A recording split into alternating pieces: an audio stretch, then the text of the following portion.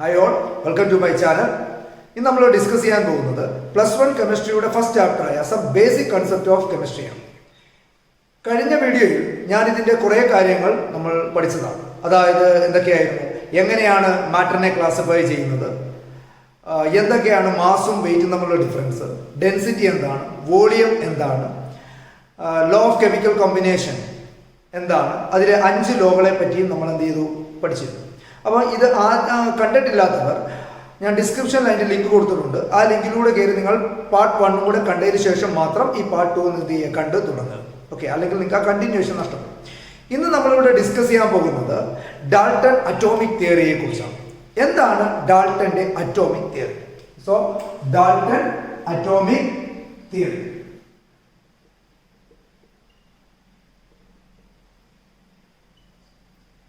Dalton കൊണ്ടുവന്ന തിയറിയിൽ ആദ്യം ഡാൾട്ടൺ പറയുന്നതാണ് matter is made up of extremely small and indivisible particle called atom. Matter നിർമ്മിച്ചിരിക്കുന്നത് വളരെ വളരെ ചെറുതും അതുപോലെ ഇൻഡിവിസിബിളുമായിട്ട് വിഭജിക്കാൻ കഴിയാത്തതുമായ ചെറിയ ചെറിയ കണികൾ കൊണ്ടാണ് മാറ്ററിനെ നിർമ്മിച്ചിരിക്കുന്നത്. അതിനെ വിളിക്കുന്ന പേരാണ് atom. So matter is made up of extremely small particles and also it is indivisible. They are called atom. അതിനെ വിളിക്കുന്ന പേരാണ് ആറ്റം. ഇതാണ് ഫസ്റ്റ് തിയറി. ആര് പറയുന്നത്? ഡാൾട്ടൺ പറയുന്നത്. സെക്കൻഡ് പറയുന്നത് atom combine together to form molecule. ആറ്റങ്ങൾ കമ്പൈൻ ചെയ്തിട്ടുണ്ട് എന്തായി മാറാം? മോളിക്യൂൾസ് ആയിട്ട് മാറാം. That is a second postulate. മൂന്നാമത് ഡാൾട്ടൺ പറഞ്ഞ കാര്യമാണ് atoms of same element have identical properties and mass. ഒരേ തരത്തിലുള്ള ആറ്റങ്ങൾക്ക് സ്വഭാവങ്ങൾ ഒരേപോലെയും മാസുകളും എന്തായിരിക്കാം, ഏകദേശം ഒരേപോലെ തന്നെ ആകാം എന്നാണ് ആര് പറയുന്നത്? Dalton. Atoms of different element having different properties and different mass. Different എലമെന്റുകളുടെ ഡിഫറെന്റ് എലമെന്റ് ആയിട്ടുള്ള ആറ്റങ്ങൾക്ക് അതിന്റെ പ്രോപ്പർട്ടീസ് എന്താണ്? ഡിഫറെന്റ് ആണ്. അതുപോലെ തന്നെ മാസും എന്തായിരിക്കാം? ഡിഫറെന്റ് ആയിരിക്കും. Atom can neither be created nor be destroyed. ആറ്റത്തിനെ നമുക്ക് സൃഷ്ടിക്കാനോ അല്ലെങ്കിൽ നശിപ്പിക്കാനോ സാധ്യം അല്ല.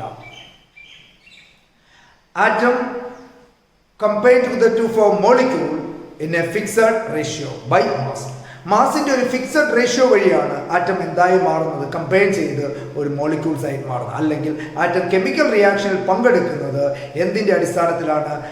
By fixed proportion by mass. മാസിന്റെ ഒരു നിശ്ചിത അനുപാതത്തിൽ ആണ്. ഇത്രയും കാര്യങ്ങളാണ് ആര് പറയുന്നത്? ഡാൾട്ടന്റെ അറ്റോമിക് തിയറിയിൽ പറയുന്നത്. ഇപ്പൊ നമുക്ക് ഒന്നുകൂടെ നോക്കാം എന്തൊക്കെയാണ് ഡാൾട്ടന്റെ അറ്റോമിക് തിയറിയിൽ പറയുന്നത്. ഒന്നാമത്തെ കാര്യമാണ് matter is made up of extremely small and indivisible particle called atom. രണ്ടാമത് പറയുന്നു atoms of same element are identical in properties and mass. മൂന്നാമത് പറയുന്നു atoms of different element are have different properties and mass. നാലാമത് പറയുന്നു atom combine together to form molecules. അഞ്ചാമത് പറയുന്നതാണ് atom combine together to form molecule in a fixed ratio by mass. ഒരു നിശ്ചിത അനുപാതത്തിലാണ്, മാസിന്റെ ഒരു നിശ്ചിത അനുപാതത്തിൽ കൂടിച്ചേർന്നിട്ടാണ് എന്തായി മാറുന്നത്? മോളിക്യൂൾസുകളായിട്ട് മാറുന്നത്. Then atom can neither be created nor be destroyed. ആറ്റത്തെ ഒരിക്കലും സൃഷ്ടിക്കാനോ നശിപ്പിക്കാനോ സാധ്യമല്ല. ഇതൊക്കെയാണ് ആര് പറയുന്നത്? ഡാൾട്ടന്റെ അറ്റോമിക് തിയറിയിൽ പറയുന്നത്. ഇനി നമുക്ക് അവിടെ നിന്ന് പോയി കഴിഞ്ഞാൽ നമുക്ക് എന്ത് പറയാം?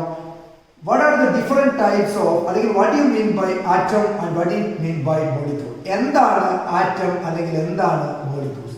എന്താണ് ആറ്റം? നമ്മൾ പറഞ്ഞതുപോലെ തന്നെയാണ് atom is the smallest particle of A element. ഒരു എലമെന്റിന്റെ സ്മോളസ്റ്റ് പാർട്ടിക്കിളിനെയാണ് നമ്മൾ എന്ത് പറയുന്നത്? ആറ്റം എന്ന് പറയുന്നത്. So atom is the smallest particle of an element. What do you mean by molecule? അപ്പോൾ എന്താണ് molecule?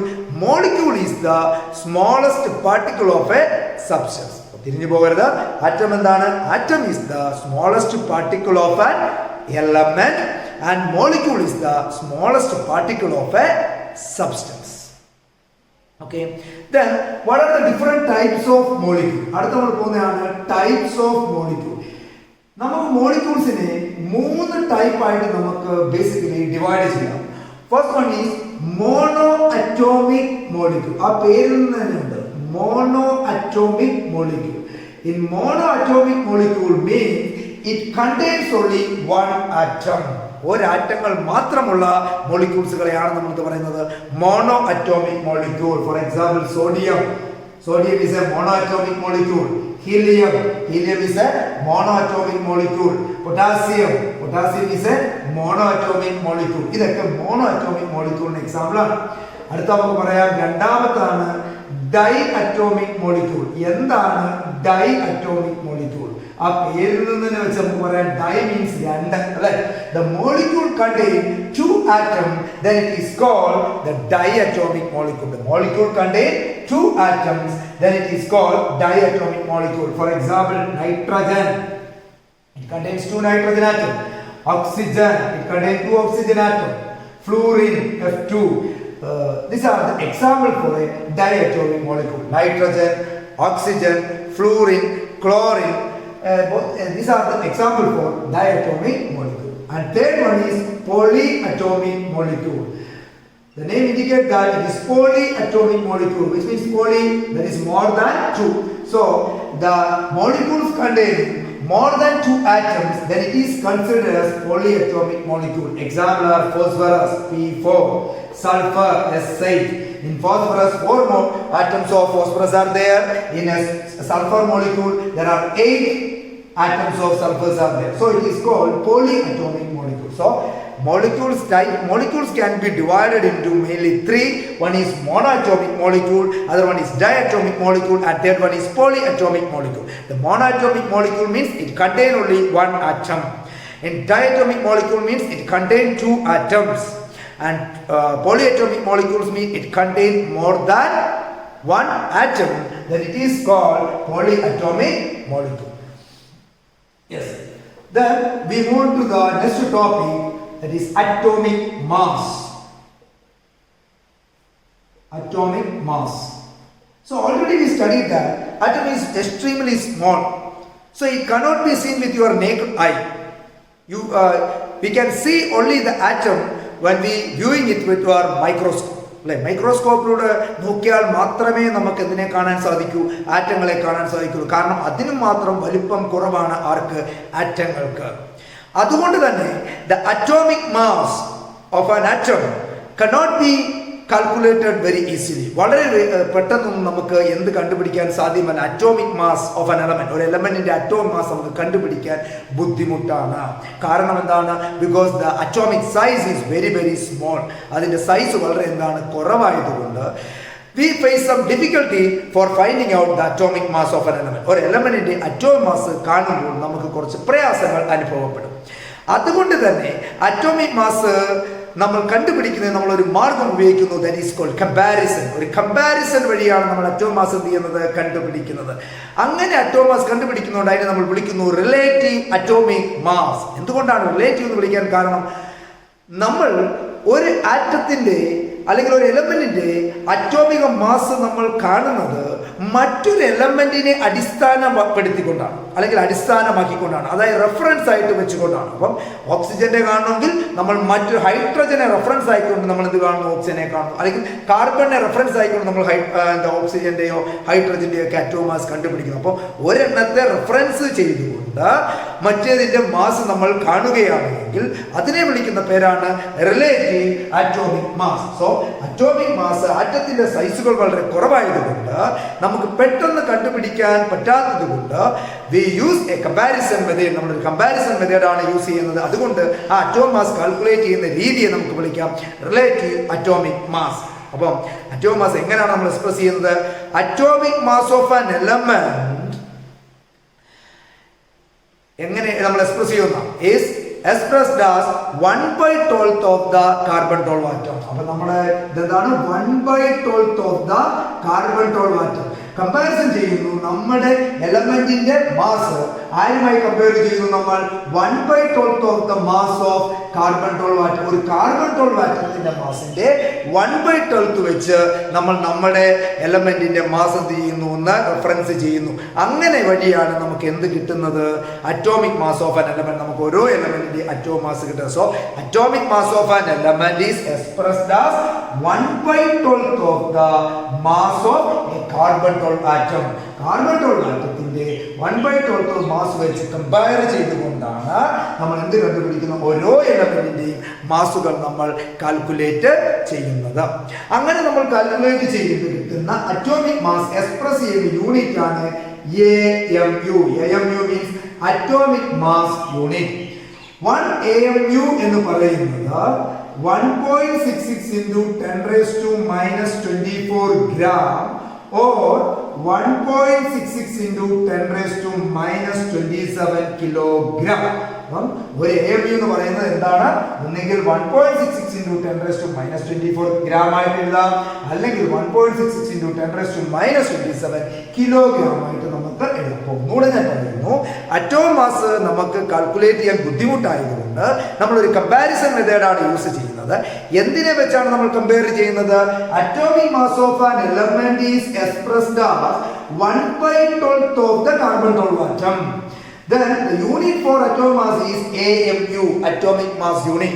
1 AMU is equal to 1.66 into 10 raised to minus 24 gram or 1.6 into 10 raised to minus 27 kilogram. Both this unit will be used. AMU ഇപ്പോൾ ഒന്ന് മാറ്റിയിട്ടുണ്ട്, അതിനെ unified mass എന്നാക്കി. AMU atom mass യൂണിറ്റിനെ നമ്മൾ ഇപ്പോൾ എന്താണ് വിളിക്കുന്നത്? Unified mass small letter U കൊണ്ട് റെപ്രസെന്റ് ചെയ്യാം. അപ്പോൾ 1U എന്ന് എഴുതാം. 1 AMU നമുക്ക് ഇങ്ങനെ എഴുതാം, 1U. U represents unified mass. അപ്പോൾ ഇപ്പോൾ നമ്മൾ എല്ലാത്തിന്റെയും മാസ് അറ്റോം മാസ് പറയുമ്പോൾ നമ്മൾ യൂണിഫൈഡ് മാസിലാണ് പറയുന്നത്. അതുകൊണ്ട് അതിന്റെ യൂണിറ്റ് U എന്ന് എഴുതാം. That is unified mass. For example, hydrogen. What is the atomic mass of hydrogen? 1.008 U. അപ്പോൾ ഹൈഡ്രജൻ നോക്കി, ഹൈഡ്രജന്റെ അറ്റോമിക് മാസ് എത്രയാണ്? 1.008 U ആണ്. എന്നാൽ നമ്മൾ അത് എത്ര ആയിട്ട് കൺസിഡർ ചെയ്യുന്നു? It is approximately equal to 1 ആയിട്ട് നമ്മൾ എന്ത് ചെയ്യുന്നു? കൺസിഡർ ചെയ്യുന്നു. ഇപ്പൊ നമുക്ക് ക്ലോറിന്റെ അറ്റോമിക് മാസ് അറിയാം, എത്രയാണ്? 35.5. So chlorine atom atomic mass 35.5. എങ്ങനെ നമുക്ക് ഈ ക്ലോറിന്റെ അറ്റോമിക് മാസ് 35.5 കിട്ടി? ക്ലോറിന് 2 ഐസോട്ടോപ്പുകളാണ് ഉള്ളത്. അപ്പൊ അത് പറയുന്നതിന് മുമ്പ് what you mean by isotope? എന്താണ് isotope? Atoms of the same element having same atomic number but different mass number. അല്ലെ, ഒരേ ആറ്റങ്ങളുടെ എലമെന്റുകളാണ്, അതിന്റെ അറ്റോമിക് നമ്പർ സെയിം ആണ്, എന്നാൽ മാസ് നമ്പർ ഡിഫറെന്റ് ആകുകയാണെങ്കിൽ അതിനെ വിളിക്കുന്ന പേരാണ് ഐസോട്ടോപ്പ്. ക്ലോറിന്റെ 2 ഐസോട്ടോപ്പുകളാണ്, ക്ലോറിൻ 35ഉം ക്ലോറിൻ 37. അതിന്റെ relative abundance in the ratio 3:1. അത് നേച്ചറിൽ കാണപ്പെടുന്നത് എന്ത് റേഷ്യോയിലാണ്? 3:1. അപ്പൊ എങ്ങനെ നമുക്ക് ഈ അറ്റോമിക് മാസ് കാണാം? അപ്പൊ നമ്മൾ എടുക്കുന്നത് average atomic mass. Average atomic mass ആണ് 35.5. എങ്ങനെ കിട്ടി? You have to take the atomic mass of first isotope. എത്രയാണ്? 35 ഇൻടു അതിന്റെ അനുപാത റേഷ്യോ എത്രയാണ്? 3 ആണ്. So 3:1 ratio. അപ്പോൾ 35 എത്ര ഉണ്ട്? 3 ടൈംസ് ഉണ്ട്. അപ്പൊ 35 ഇൻടു 3 പ്ലസ് അടുത്ത എത്രയാണ്? 37 ആണ്. സോ 37 ഇൻടു അത് എത്രയാണ്? 1 ഡിവൈഡഡ് ബൈ ടോട്ടൽ റേഷ്യോയുടെ മൊത്തത്തിലുള്ള സം എത്രയാണ്? 3ഉം 1ഉം. സോ 3 + 1 എത്ര? 4. Then you will get the answer for the atomic mass of chlorine is 35.5. അപ്പോൾ ഈ രീതിയിൽ ഐസോട്ടോപ്പുകളും അറിയാം, അതിന്റെ റേഷ്യോസും നമുക്ക് അറിയാമെങ്കിൽ we can easily find out the average atomic mass of the each element. അപ്പോൾ ഇവിടെ ക്ലോറിന്റെ 2 ഐസോട്ടോപ്പുകളാണ്, ക്ലോറിൻ 35ഉം 37ഉം. അതുവഴി നമ്മൾ എന്ത് കണ്ടുപിടിച്ചു? ക്ലോറിൻ അറ്റോമിക് മാസ് എത്രയാണ് കിട്ടി? 35.5. മറ്റൊരു മെത്തേഡ് എന്ന് പറഞ്ഞാൽ if the abundance of chlorine is given as പെർസെന്റേജിലാണ് ഇത് തന്നിരിക്കുന്നത്, അബണ്ടൻസ് തന്നിരുന്നത് പെർസെന്റേജുകളിലാണെങ്കിൽ എങ്ങനെ നമുക്ക് കണ്ടുപിടിക്കാം? ഒന്നുമില്ല, അറ്റോമിക് മാസ് എഴുതുക. So atomic mass 35 into corresponding percentage, എത്ര പെർസെന്റേജ് ഉണ്ട് അത് എഴുതുക, പ്ലസ് 37 ആണ് അടുത്ത isotope into the percentage of abundance. ഇത് ചെയ്താൽ നമുക്ക് എന്ത് കിട്ടും? The average atomic mass of the chlorine atom. അപ്പോൾ 2 രീതിയിൽ നമുക്ക് ചെയ്യാം. ഒന്നുകിൽ റേഷ്യോ തന്നു കഴിഞ്ഞാൽ ഈ രീതിയിൽ ചെയ്യണം, ആദ്യം പറഞ്ഞ രീതിയിൽ. If percentage of composition is given, then you have to simply multiply each of the atom mass with the percentage. അപ്പോൾ 3 ഐസോട്ടോപ്പുകൾ ഉണ്ട് എങ്കിൽ ആദ്യത്തെ ഐസോട്ടോപ്പിന്റെ mass into that percentage plus അടുത്ത ഐസോട്ടോപ്പ് ഇൻടു അതിന്റെ പെർസെന്റേജ് പ്ലസ് അടുത്ത ഐസോട്ടോപ്പിന്റെ അറ്റോം മാസ് ഇൻടു അതിന്റെ പെർസെന്റേജ് ചെയ്താൽ നമുക്ക് എന്ത് കിട്ടും? ആവറേജ് അറ്റോമിക് മാസ് കിട്ടും. അല്ലാതെ നമുക്ക് ഈ റേഷ്യോയിലാണ് വരുന്നതെങ്കിൽ ഈ രീതിയിലും കൂടെ എന്ത് ചെയ്യാം ചെയ്താൽ നമുക്ക് ഓരോ എലമെന്റുകളുടെയും എന്ത് കണ്ടുപിടിക്കാം? അറ്റോമിക് മാസ് നമുക്ക് എന്ത് ചെയ്യാം? കണ്ടുപിടിക്കാൻ കഴിയും. ഓക്കെ, ഇതാണ് നമ്മൾ ആദ്യത്തെ സ്റ്റേജിൽ കണ്ടത്. ഇനി നമ്മൾ പോകുന്നത് അറ്റോമിക് മാസ് കഴിഞ്ഞാൽ അടുത്തത് എന്താണ്? Molecular mass. അപ്പൊ അറ്റോമിക് മാസ് കണ്ടുപിടിച്ചാൽ നമ്മൾ അടുത്ത് ചെയ്യുന്നത് എന്താണ്? മോളിക്കുലാർ മാസ് കാണണം. എന്താണ് molecular mass? The molecular mass is the sum of the atomic mass of each element present in a compound. എന്താ മോളിക്കുലാർ മാസ് എന്ന് പറഞ്ഞാൽ? Molecular mass is the sum of the atomic masses of each element present in A compound. ഒരു കോമ്പൗണ്ടിനകത്ത് ഉണ്ടായിരിക്കുന്ന എല്ലാ എലമെന്റുകളുടെയും ഓരോ എലമെന്റുകളുടെയും അറ്റോമാസുകളുടെ സമ്മിനെയാണ് നമ്മൾ എന്ത് പറയുന്നത്? Molecular mass. For example, what is the molecular mass of ammonia? NH3.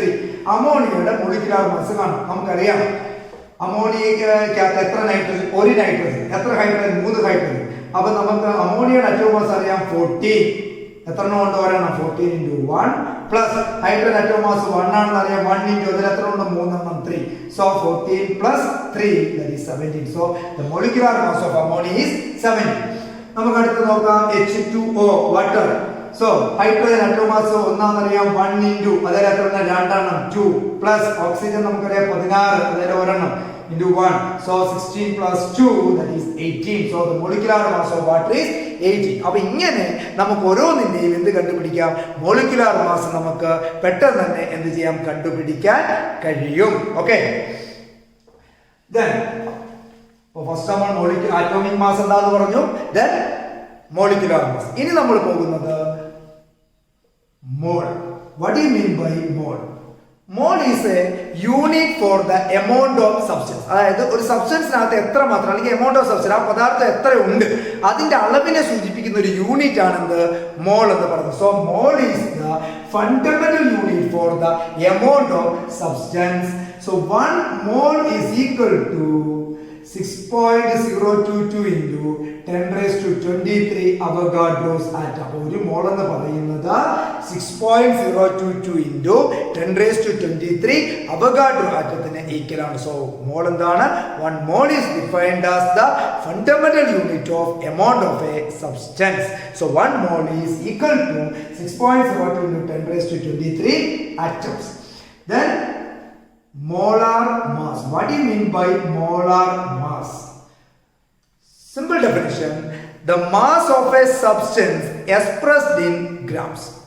1 mole of a substance, mass of 1 mole of a substance expressed in gram. Mass of a 1 mole of substance expressed in gram, that is called the molar mass. 1 mole of water, that is 18 gram. So 1 mole of a substance that is expressed in gram, that is called molar mass.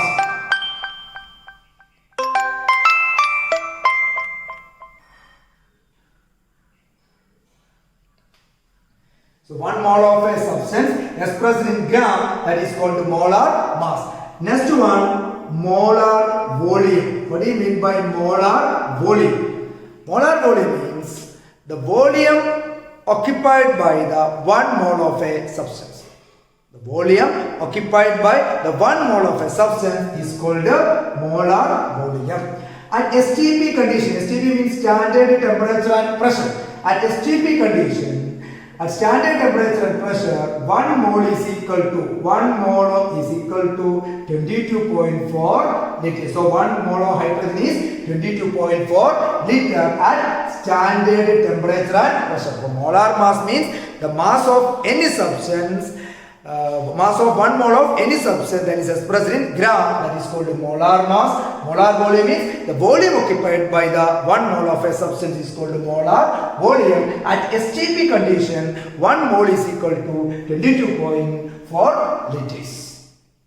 Okay, these are the important definitions of molar mass and molar volume. Then next we move on to the percentage composition. Percentage composition.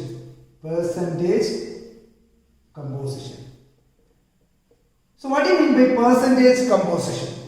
ആ പേര് തന്നെ ഉണ്ട്. Composition means അളവുകൾ. അപ്പോൾ percentage അളവുകൾ നമുക്കൊരു percentage രൂപത്തിൽ തന്നിരിക്കുന്നു. ഫോർ എക്സാമ്പിൾ ഗ്ലൂക്കോസിനകത്ത് ആരൊക്കെ ഉണ്ട്? കാർബൺ, ഹൈഡ്രജൻ, ഓക്സിജൻ എല്ലാം അടങ്ങിയിരിക്കുന്ന ഒരേ രീതിയിലല്ലല്ലോ, പല പല ഡിഫറെൻറ്റ് പെർസെൻറ്റേജിലായിരിക്കും അടങ്ങിയിരിക്കുന്നത്. അതിനെയാണ് നമ്മൾ എന്ത് പറയുന്നത്?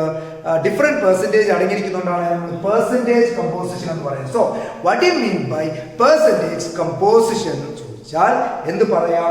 The percentage of each element present in 100 gram of a substance. Percentage of each element present in 100 gram of a substance, then it is called percentage composition. അപ്പോൾ 100 grams of substance എടുത്താൽ അതിനകത്തുള്ള വ്യത്യസ്ത തരത്തിലുള്ള എലമെന്റുകളുണ്ട്. ആ എലമെന്റുകളുടെ ശതമാനങ്ങളാണ്, അത് എത്ര പെർസെൻറ്റേജ് ഉണ്ട്, എത്ര ശതമാനമുണ്ട്, അതിനെയാണ് നമ്മൾ എന്ത് പറയുന്നത്? Percentage composition. Percentage of composition means എന്താണ്? Percentage of each element present in a 100 gram of substance is called percentage composition. Next we want to empirical formula and molecular formula. രണ്ടെണ്ണമാണ് empirical formula and molecular formula. What do you mean by empirical formula and what do you mean by molecular formula? Empirical formula means it gives the relative number of atoms of each element present in a compound. Empirical formula gives the relative number of atoms of each element present in a compound, and it is called empirical formula. So empirical formula is the simplest formula which gives the ratio of each element present in a compound. For example, the empirical formula of glucose is CH2O. അപ്പോൾ നമുക്ക് മനസ്സിലാകുന്നത് എന്താ? ഒരു carbon ഉള്ളപ്പോൾ ഗ്ലൂക്കോസിനകത്ത് എത്ര hydrogen? 2 hydrogen വേണം, അതുപോലെ എന്തും വേണം? ഒരു ഓക്സിജനും വേണം. അപ്പോൾ empirical formula is the simplest formula which gives the ratio of each element present in a compound. Then what do you mean by molecular formula? The molecular formula gives the actual number of atoms of each element present in a compound. For example, the empirical formula of glucose is CH2O, but the molecular formula is C6H12O6. So molecular formula gives the actual number of atoms of each element present in a compound. Empirical formula relative number തരുന്നുള്ളൂ. ഒരു carbon എടുത്താൽ എത്ര hydrogen, എത്ര oxygen. എന്നാൽ actual numbers ഒരു molecular formula തരും. എത്ര carbon ഉണ്ട് അതിനകത്ത്, എത്ര ഹൈഡ്രജൻ ഉണ്ട്, എത്ര ഓക്സിജൻ ഉണ്ട് എന്നതിന്റെ പൂർണ്ണമായ എണ്ണം തരുന്നതാണ് ഏത് formula? Molecular formula. So molecular formula gives the actual number of atoms of each element present in a compound, and the empirical formula gives the ratio of each element present in a given compound, or relative number of each element present in a compound. Okay. Then how will you find out the molecular formula if empirical formula and molecular mass of the compound is given? For example, glucose in the empirical formula CH2O ആണ്, molecular mass 180 gram തന്നിട്ടുണ്ട്. അങ്ങനെയാണെങ്കിൽ എങ്ങനെ നമ്മൾ molecular formula കാണും? Okay, എന്തൊക്കെയാണ് തന്നിരിക്കുന്നത്? Empirical formula തന്നിട്ടുണ്ട്, molecular mass of A glucose തന്നിട്ടുണ്ട്. അങ്ങനെയാണെങ്കിൽ എങ്ങനെ നമുക്ക് എന്ത് കാണാം? മോളിക്കുലാർ ഫോർമുല കാണാം. അതേപോലെ ഇപ്പൊ മോളിക്കുലാർ മാസ് അല്ല നമുക്ക് തന്നിരിക്കുന്നത്, വേപ്പർ ഡെൻസിറ്റി ആണ് തന്നിരിക്കുന്നതെന്ന് വിചാരിക്കാം. വേപ്പർ ഡെൻസിറ്റി തന്നാൽ മോളിക്കുലാർ മാസ് കാണാൻ നമ്മൾ വേപ്പർ ഡെൻസിറ്റിയെ 2 എന്ന് പറയുന്ന ഒരു ഫാക്ടർ കൊണ്ട് എന്ത് ചെയ്യാം? മൾട്ടിപ്ലൈ ചെയ്യാം. വേപ്പർ ഡെൻസിറ്റിയെ 2 എന്ന് പറയുന്ന ഒരു ഫാക്ടർ കൊണ്ട് മൾട്ടിപ്ലൈ ചെയ്താൽ നമുക്ക് എന്ത് കിട്ടും? മോളിക്കുലാർ മാസ് കിട്ടും. അത് ഓർമ്മയിൽ വെച്ചിരിക്കുക. ഇവിടെ മോളിക്കുലാർ മാസ് ഡയറക്റ്റ് വന്നു. Empirical formula for glucose CH2 ആണ്. നമുക്ക് എന്ത് കാണണം? മോളിക്കുലാർ ഫോർമുല കാണണം ഗ്ലൂക്കോസിന്റെ. നമ്മൾ ആദ്യം ഒരു N എന്ന് പറയുന്ന ഇൻഡെക്സ് കണ്ടുപിടിക്കുന്നു. അപ്പൊ N എന്താ? N എന്ന് പറഞ്ഞു കഴിഞ്ഞാൽ N ഒരു ഇൻഡെക്സ് ആണ്. അതിന് എന്തിന്റെ റേഷ്യോ ആണ്? മോളിക്കുലാർ മാസിന്റെയും എംപിറിക്കൽ ഫോർമുല മാസിന്റെ ratio. So N is the ratio between molecular mass and empirical formula mass. Empirical formula mass. അപ്പൊ മോളിക്കുലാർ മാസ് ഓഫ് ഗ്ലൂക്കോസ് അത് എത്രയാണ്? 180 ഡിവൈഡഡ് ബൈ എംപിറിക്കൽ ഫോർമുല കാണാം. കാർബൺ എത്ര? 12. എത്ര? ഒരെണ്ണം 12 into 1 പ്ലസ് ഹൈഡ്രജൻ എത്ര? അറ്റോം നമ്പർ നമുക്കറിയാം, അറ്റോം മാസ് 1, അതായത് 2 1 into 2 പ്ലസ് ഓക്സിജൻ നമുക്കറിയാം 16, അതായത് ഒരെണ്ണം 16 into 1. So 180 by 12 plus 2 14 plus 16 എത്ര വരും? 30. സോ 180 by 30 എത്രയാണ്? 6. അപ്പൊ നമുക്ക് N കിട്ടി എത്രയാണ്? 6. എന്നിട്ട് നമ്മൾ ചെയ്യേണ്ട ഒരു കാര്യം, ഗ്ലൂക്കോസിന്റെ എംപിറിക്കൽ ഫോർമുലയിലെ എടുക്കുക, അതിനകത്ത് 6 കൊണ്ട് ഓരോ ആറ്റങ്ങളുടെ എണ്ണം കൊണ്ട് മൾട്ടിപ്ലൈ ചെയ്യാം. അപ്പൊ ഇവിടെ കാർബൺ 1, ഓക്സിജൻ 1, ഹൈഡ്രജൻ 2. 6 into 1 6, അപ്പൊ carbon 6. 6 into 2 hydrogen 12. 6 into 1 oxygen 6. 6 into 1 6. So C6H12. അങ്ങനെയാണ് ഗ്ലൂക്കോസിന്റെ മോളിക്യുലർ ഫോർമുല എത്ര ആകുന്നത്? C6H12O6. മനസ്സിലായോ? ഇനി വേറെ രീതിയിൽ ഈ പ്രോബ്ലം ചോദിക്കാം. ഇപ്പൊ നമുക്ക് മോളിക്യുലാർ മാസ് അല്ലെങ്കിൽ വേപ്പർ ഡെൻസിറ്റി എന്നാൽ 2 കൊണ്ട് മൾട്ടിപ്ലൈ ചെയ്താൽ മോളിക്യുലാർ മാസ് ആയി, അല്ലെങ്കിൽ ഡയറക്റ്റ് നമുക്ക് മോളിക്യുലാർ മാസ് തരും. ഇത് തന്നു. അതുപോലെ എംപിരിക്കൽ ഫോർമുല തന്നതുകൊണ്ടാണ് നമുക്ക് പെട്ടെന്ന് എന്ത് കണ്ടുപിടിക്കാൻ പറ്റിയത്? മോളിക്യുലാർ ഫോർമുല കണ്ടുപിടിക്കാൻ പറ്റിയത്. എന്നാൽ ചില കേസുകളിൽ എംപിരിക്കൽ ഫോർമുല തരില്ല. നമ്മൾ എംപിരിക്കൽ ഫോർമുലയും കൂടെ എന്ത് ചെയ്യണം? കണ്ടുപിടിക്കണം. അപ്പൊ അതിന് നമുക്ക് ചെയ്യുന്നത് അവർ പെർസെന്റേജ് കമ്പോസിഷൻ തരും. ആ പെർസെന്റേജ് കമ്പോസിഷനിൽ നിന്ന് നമ്മൾ ആദ്യം എന്ത് കണ്ടുപിടിക്കണം? എംപിരിക്കൽ ഫോർമുല നമ്മൾ കണ്ടുപിടിക്കണം. അതിനുശേഷം നമ്മൾ മോളിക്യുലാർ ഫോർമുല എന്ത് ചെയ്യണം? കണ്ടുപിടിക്കണം. അതിന്റെ ഒരു പ്രോബ്ലം നമുക്ക് അടുത്ത സെഷനിൽ എന്ത് ചെയ്യാം. ഓക്കെ, അപ്പൊ ഇത്രയും മനസ്സിലായെന്ന് വിചാരിക്കുന്നു. ഇനി നമ്മൾ പോകുന്നത് കെമിക്കൽ ഫോർമുല. എന്താണ് കെമിക്കൽ ഫോർമുല? നമുക്കറിയാം ഒരു കെമിക്കൽ റിയാക്ഷൻ നടന്നു. ആ കെമിക്കൽ ഇപ്പൊ സോഡിയം ക്ലോറിനുമായിട്ട് ചേർന്ന് സോഡിയം ക്ലോറൈഡ് ആയി. That is a chemical reaction. Sodium ക്ലോറിനുമായി ചേർന്ന് സോഡിയം ക്ലോറൈഡ് ആകുന്ന ഒരു കെമിക്കൽ റിയാക്ഷൻസ് ആണ്. അപ്പൊ കെമിക്കൽ റിയാക്ഷൻ നടന്നു കഴിഞ്ഞു. അപ്പൊ അതിനെ നമുക്ക് എന്ത് ചെയ്യണം? ഒന്ന് എക്സ്പ്രസ് ചെയ്യണം, സിമ്പിൾ ആയിട്ടൊന്ന് എക്സ്പ്രസ് ചെയ്യണം. അപ്പം അതിന് നമ്മൾ ഉപയോഗിക്കുന്നതാണ് chemical equation. So chemical equation, chemical formula അല്ല, നോട്ട് കെമിക്കൽ ഇക്വേഷൻ. അപ്പൊ കെമിക്കൽ ഇക്വേഷൻ എന്ന് പറയുന്നത് it is the simplest representation of a chemical reaction by using symbols and formula. സിംബലുകളും ഫോർമുലകളും ഉപയോഗിച്ചുകൊണ്ട് ഒരു കെമിക്കൽ റിയാക്ഷനെ എക്സ്പ്രസ് ചെയ്യുന്നതാണ് ഏത്? Chemical equation. Hydrogen react with oxygen 2 gives water. H2 plus O2 gives H2O. അപ്പൊ ഇങ്ങനെ എഴുതുന്ന ഇതാണ് കെമിക്കൽ ഇക്വേഷൻ എന്ന് പറയുന്നത്. അപ്പൊ ഹൈഡ്രജന്റെ സ്റ്റേറ്റ് ഗേഷ്യസ് സ്റ്റേറ്റ്, ഓക്സിജന്റെ സ്റ്റേറ്റ് എന്താണ്? Gaseous state. അവിടെ എന്തുണ്ടായി? Water, liquid state. അപ്പൊ ഇങ്ങനെ നമ്മൾ എന്ത് ചെയ്യുന്നു? റിയാക്ഷൻ എഴുതുന്നു. ഹൈഡ്രജൻ ഓക്സിജനുമായി ചേർന്ന് എന്തായി മാറുന്നു? വാട്ടർ ആയിട്ട് മാറുന്നു. അപ്പൊ എന്താ? Chemical equation is the representation of a chemical reaction by using symbols and formula. സിംബലുകളും ഫോർമുലകളും ഉപയോഗിച്ചുകൊണ്ട് ഒരു കെമിക്കൽ റിയാക്ഷൻ റെപ്രസെന്റ് ചെയ്യുന്നതിനെയാണ് കെമിക്കൽ ഇക്വേഷൻ എന്ന് പറയുന്നത്. ഇപ്പൊ നോക്കി, ഇതിന് ഞാൻ സ്കെൽട്ടൺ ഇക്വേഷൻ എന്നാണ് വിളിക്കുന്നത്. കാരണം എന്താ? 2 ഹൈഡ്രജൻ റിയാക്ടീവ് സൈഡിലും പ്രൊഡക്റ്റ് സൈഡിലും ഹൈഡ്രജൻ ഉണ്ട്. 2 ഓക്സിജൻ, ഇവിടെ 1 ഓക്സിജനേ ഉള്ളൂ. അപ്പൊ റിയാക്ടൻ സൈഡിലും പ്രൊഡക്റ്റ് സൈഡിലും ആറ്റങ്ങളുടെ എണ്ണം എന്തല്ല? തുല്യമല്ല എന്ന് പറഞ്ഞാൽ അത് law of conservation of mass obey ചെയ്യുന്നില്ല. അതുകൊണ്ട് ഈ റിയാക്ഷനെ ഞാൻ വിളിക്കുന്നു, ഈ കെമിക്കൽ ഇക്വേഷനെ ഞാൻ വിളിക്കുന്നു skeleton chemical equation. Skeleton chemical equation എന്നാണ് വിളിക്കുന്നത്. കാരണം ഇത് ബാലൻസ് അല്ല. അപ്പൊ ഇതിനെ എപ്പോഴാണ് ബാലൻസ്ഡ് കെമിക്കൽ ഇക്വേഷൻ വിളിക്കുന്നത്? 2 ഹൈഡ്രജൻ ഓക്കെ, 2 ഓക്സിജൻ. ഞാൻ ഇവിടെ ഓക്സിജൻ ഉണ്ടാക്കാൻ ലെഫ്റ്റ് സൈഡ് 2 കൊടുത്തു. അപ്പൊ ഹൈഡ്രജൻ എത്രമായി മാറി?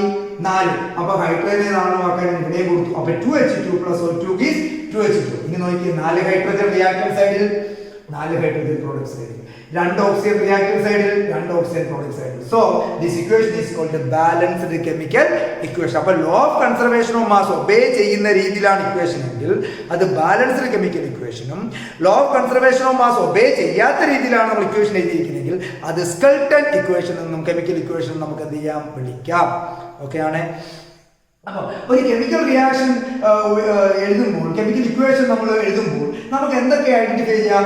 എത്ര റിയാക്ടൻസ് ഉണ്ടെന്ന് ഐഡന്റിഫൈ ചെയ്യാം, എത്ര പ്രൊഡക്ട്സ് കിട്ടിയെന്ന് ഐഡന്റിഫൈ ചെയ്യാം, റിയാക്ടൻസ് ആയിട്ട് ആരാണ് പ്രവർത്തിച്ചത് നമുക്ക് മനസ്സിലാവും, പ്രൊഡക്ട്സ് ആരാണ് കിട്ടിയെന്ന്, ഇങ്ങനെയൊക്കെയുള്ള കാര്യങ്ങൾ നമുക്ക് എന്ത് ചെയ്യാൻ പറ്റും? ഐഡന്റിഫൈ ചെയ്യാൻ പെട്ടെന്ന് കഴിയും. എന്തിലൂടെ? ഒരു കെമിക്കൽ ഇക്വേഷനിലൂടെ. ഓക്കെ, അപ്പൊ കെമിക്കൽ ഇക്വേഷൻ ഞാൻ പറഞ്ഞു. അടുത്ത് ഞാൻ പറയുന്നത് ലിമിറ്റിംഗ് റിയേജന്റ്. എന്താണ് പറയുന്നത്? Limiting reagent. അപ്പൊ ഒരു കെമിക്കൽ റിയാക്ഷൻ നടന്നു. കെമിക്കൽ റിയാക്ഷൻ നടക്കുമ്പോൾ നമുക്ക് പറഞ്ഞു 2 കാര്യങ്ങൾ കൂടി ചേരുമ്പോഴാണല്ലോ റിയാക്ഷൻ നടക്കുന്നത്. 2ഓ അതിലധികമോ കാര്യങ്ങൾ തമ്മിൽ ചേരുമ്പോഴാണ് അവിടെ ഒരു റിയാക്ഷൻ ഉണ്ടായ ഒരു പ്രോഡക്റ്റ് ഉണ്ടാകും. അപ്പോൾ ഹൈഡ്രജൻ ഓക്സിജനുമായി ചേർന്ന് എന്തായി മാറി? വാട്ടറായി മാറി. സോ എപ്പോഴും വാട്ടർ ആയി മാറും. എപ്പോഴാ? ഹൈഡ്രജൻ ഒരു നിശ്ചിത അനുപാതത്തിൽ ഓക്സിജനുമായി ചേർന്നാൽ വാട്ടർ ഉണ്ടാവും. എപ്പോഴാണ് ഈ റിയാക്ഷൻ സ്റ്റോപ്പ് ചെയ്യപ്പെടുന്നത്?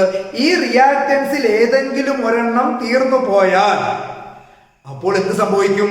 അവിടെ റിയാക്ഷൻ നടക്കില്ല, റിയാക്ഷൻ ഉണ്ടാകില്ല. അപ്പൊ പ്രോഡക്ട്സ് നമുക്ക് പിന്നീട് കിട്ടില്ല. അപ്പൊ ഹൈഡ്രജൻ ഓക്സിജനുമായി ചേർന്ന് വാട്ടർ ആകുമ്പോൾ ഓക്സിജൻ തീർന്നു പോയുന്നു, അല്ലെങ്കിൽ ഹൈഡ്രജൻ ഇല്ലാതെയാവുന്നു ആദ്യം. അപ്പൊ അവിടെ റിയാക്ഷൻ എന്ത് ചെയ്യും? സ്റ്റോപ്പ് ചെയ്യുമേ.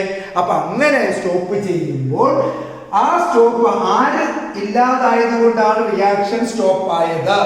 അതിനെ നമ്മൾ വിളിക്കുന്ന പേരാണ് ലിമിറ്റിംഗ് റിയേജൻ. അപ്പൊ ലിമിറ്റിംഗ് റിയേജൻ എന്ന് പറഞ്ഞാൽ the substance which consume first in the reaction. Reaction ആദ്യം ആരാണോ മൊത്തം കൺസ്യൂം ചെയ്ത് വിട്ട് പോകുന്നത് അവയെ നമ്മൾ വിളിക്കുന്ന പേരാണെന്ത്? Limiting reagent. അപ്പൊ ഈ ഒരു സബ്സ്റ്റൻസിന്റെ അഭാവം കൊണ്ടാണ് അവിടെ റിയാക്ഷൻ എന്ത് ചെയ്ത്? സ്റ്റോപ്പ് ചെയ്ത്. അങ്ങനെ ഒരു റിയാക്ഷൻ സ്റ്റോപ്പ് ചെയ്യാൻ കാരണക്കാരനായ ആളിനെ ആണ് നമുക്ക് എന്ത് പറയുന്നത്? അവിടുത്തെ എന്തിനെന്ന് പറയുന്നു? ലിമിറ്റിംഗ് റിയേജൻ എന്ന് പറയുന്നു. സോ ലിമിറ്റിംഗ് റിയേജൻ എന്ന് പറഞ്ഞാൽ ഒരു കെമിക്കൽ റിയാക്ഷൻ നടക്കുമ്പോൾ ആര് മുഖാന്തരമാണോ റിയാക്ഷൻ സ്റ്റോപ്പ് ചെയ്യപ്പെടുന്നത്, അപ്പൊ ആരില്ലാത്തത് കൊണ്ടാണോ റിയാക്ഷൻ സ്റ്റോപ്പ് ചെയ്യപ്പെടുന്നത്, ആ റിയാക്ടന്റിനെയാണ് നമ്മൾ എന്ത് പേരിൽ പറയുന്നത്? ലിമിറ്റിംഗ് റിയേജന്റ് എന്ന് പറയുന്നത്. So substance which consume first in A chemical reaction. ഏത് റിയാക്ടന്റ് ആണോ ആ റിയാക്ഷൻ ആദ്യം കൺസ്യൂം ചെയ്യപ്പെടുന്നത് അവയെ നമ്മൾ വിളിക്കുന്ന പേരാണെന്ത്?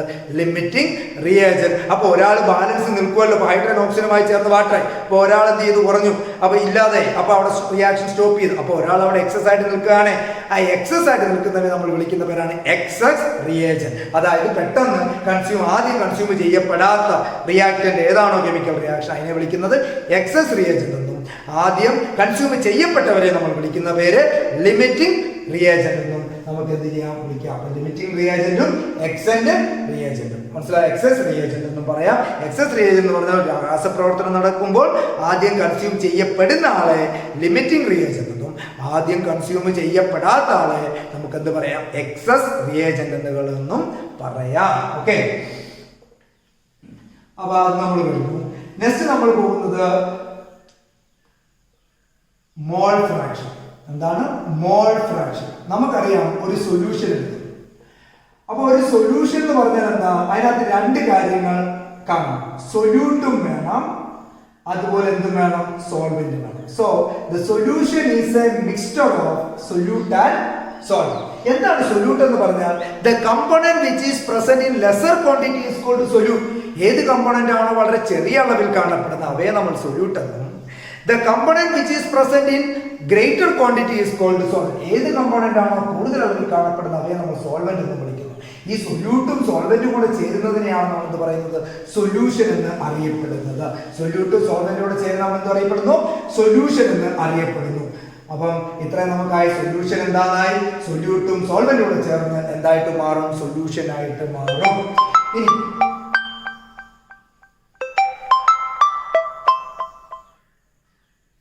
എന്താണ് മോൾ ഫ്രാക്ഷൻ? എന്താണ് mole fraction? Mole fraction it is defined as the ratio between number of moles of that component to the total moles of the solution. അതായത് ആരുടെയാണ് ഇപ്പം നമുക്കറിയാം സൊല്യൂട്ടും ഉണ്ട് സോൾവെന്റും ഉണ്ട്. ഞാൻ സൊല്യൂട്ടിനെ എ എന്നും സോൾവെന്റിനെ ബി എന്ന് റെപ്രസെന്റ് ചെയ്യും. അങ്ങനെ ആകുമ്പോൾ എനിക്ക് വേണ്ടത് എന്താണ്? Mole fraction of A. അതായത് സൊല്യൂട്ടിന്റെ മോൾ ഫ്രാക്ഷൻ വേണം. മോൾ ഫ്രാക്ഷൻ എക്സ് കൊണ്ട് റെപ്രസെന്റ് ചെയ്യാം. അങ്ങനെയാണ് നമ്മൾ ചെയ്യേണ്ടത്. Number of moles of A, എയുടെ മോളുകളുടെ എണ്ണത്തെ നമ്മൾ എന്തുകൊണ്ട് ഡിവൈഡ് ചെയ്യണം? Total number of moles of solution. സൊല്യൂഷന്റെ മോളുകളുടെ എണ്ണം കൊണ്ട് എന്ത് ചെയ്യുക? ഡിവൈഡ് ചെയ്യുക എന്ന് പറഞ്ഞാൽ എയുടെ മോൾസിന്റെ എണ്ണത്തെയും ബിയുടെ മോൾസിന്റെ എണ്ണത്തെയും തമ്മിൽ എന്ത് ചെയ്യുക? ആഡ് ചെയ്യുന്നതാണ് total number of moles of solution. അപ്പം mole fraction of component A എന്ന് പറഞ്ഞാൽ number of moles of A divided by total number of moles of solution. അപ്പൊ മോൾ ഫ്രാക്ഷൻ ഓഫ് അടുത്ത മോൾ ബി എന്ന് പറഞ്ഞാൽ എന്താ? Number of moles of B divided by total number of moles of solution. അല്ലേ?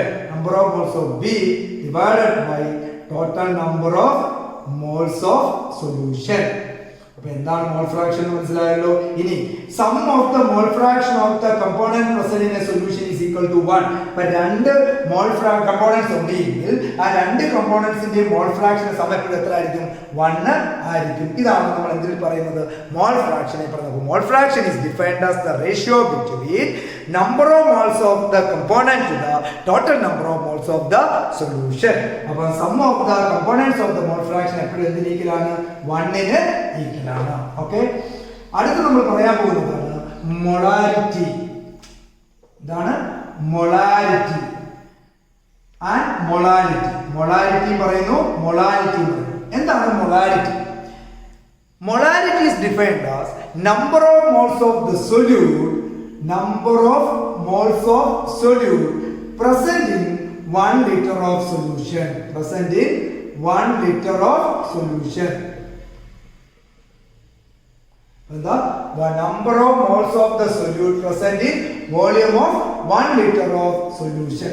അപ്പോൾ 1 litre solution എടുത്താൽ അതിൽ എത്രമാത്രം സൊല്യൂട്ട് മോൾസുകൾ ഉണ്ട്, അതിന്റെ എണ്ണത്തെയാണ് നമ്മൾ പറയുന്നത് മൊളാരിറ്റി എന്ന് പറയുന്നത്. യൂണിറ്റ് ഈസ് എന്ത് പറയാം, മോൾ പെർ ലിറ്റർ. യൂണിറ്റ് എന്താണ്?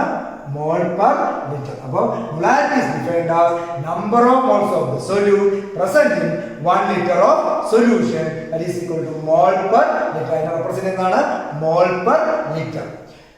ഓക്കെ, അപ്പോൾ മോൾ പെർ ലിറ്റർ എന്നോ ക്യാപിറ്റൽ എം എന്നോ നമുക്ക് എന്ത് ചെയ്യാം, റെപ്രസെന്റ് ചെയ്യാം molarity. Molarity means number of moles of the solute present in 1 litre of solution. എന്താണ് molarity? Molarity is defined as number of moles of solute present in 1 kilogram of solvent. Present in 1 kilogram of solvent. അപ്പൊ എന്താ unit? Mole per kilogram. Small letter M എന്ന് നമുക്ക് unit represent ചെയ്യാം. അപ്പൊ small letter M എന്ന് പറഞ്ഞാൽ mole per kilogram എന്നാണ്. അപ്പൊ എന്താ മൊളാരിറ്റി? മൊളാരിറ്റി പറയുന്നത് number of moles of solute present in 1 kilogram of not solution 1 kilogram of solvent. 1 kilogram solvent എടുക്കുമ്പോൾ അതിൽ എത്ര സൊല്യൂട്ടിന്റെ മോളുകൾ ഉണ്ട്, അതിൽ എണ്ണത്തെയാണ് നമ്മൾ പറയുന്നത് മൊളാരിറ്റി എന്ന് പറയുന്നത്. മൊളാരിറ്റി പറഞ്ഞു. അതുപോലെ മോൾ ഫ്രാക്ഷൻ നമ്മൾ എന്ത് ചെയ്തു പറഞ്ഞു. ഓക്കെ, അപ്പോൾ ഇത്രയും കാര്യങ്ങൾ നിങ്ങൾക്ക് മനസ്സിലായല്ലോ. അപ്പം മൊളാരിറ്റി എന്താണ്, മൊളാരിറ്റി, മോൾ ഫ്രാക്ഷൻ, ഇതൊക്കെ നമ്മളുടെ അളവുകൾ, അതായത് concentration of that solute and solvent, സൊല്യൂട്ടിന്റെ കോൺസെൻട്രേഷൻ എത്ര ഉണ്ട്, സോൾവെന്റ് കോൺസെൻട്രേഷൻ എത്ര ഉണ്ട് എന്നതിനെ കാണിക്കാൻ നമ്മൾ ഉപയോഗിക്കുന്ന ടേംസുകളാണ്. ഓക്കെ, ഇനി നമുക്ക് ഇല്ല പ്രോബ്ലം, ഞാൻ പറഞ്ഞതുപോലെ പെർസെൻറ്റേജ് കമ്പോസിഷൻ്റെ ഒരു പ്രോബ്ലം നമുക്ക് ചെയ്യാനുണ്ട്. അതേപോലെ എന്തെങ്കിലും വിട്ടുപോയിട്ടുണ്ടെങ്കിൽ നമുക്ക് അതുകൂടെ എന്ത് ചെയ്യാം, അടുത്ത ക്ലാസ്സിൽ എന്ത് ചെയ്യാം, ഡിസ്കസ് ചെയ്യാം. അപ്പോൾ ഇത്രയും കാര്യങ്ങൾ നിങ്ങൾക്ക് മനസ്സിലായെന്ന് വിചാരിക്കുന്നു. ഇത്രയും കാര്യങ്ങൾ നിങ്ങൾക്ക് മനസ്സിലായെന്നുണ്ടെങ്കിൽ നിങ്ങൾ ആ വീഡിയോ ഒന്ന് ലൈക്ക് ചെയ്യുക, അതുപോലെ ഒന്ന് ചാനൽ ഒന്ന് സബ്സ്ക്രൈബ് ചെയ്യുക. അതുപോലെ നിങ്ങളുടെ കൂട്ടുകാർക്ക് എന്ത് ചെയ്യുക, ഇത് ലിങ്ക് ഒന്ന് അയച്ചു കൊടുക്കുക, ഷെയർ ചെയ്യുക. അത് അയച്ചു കൊടുത്തുകൊണ്ട് അത് സബ്സ്ക്രൈബ് ചെയ്യാൻ പറയുക. ഓക്കെ.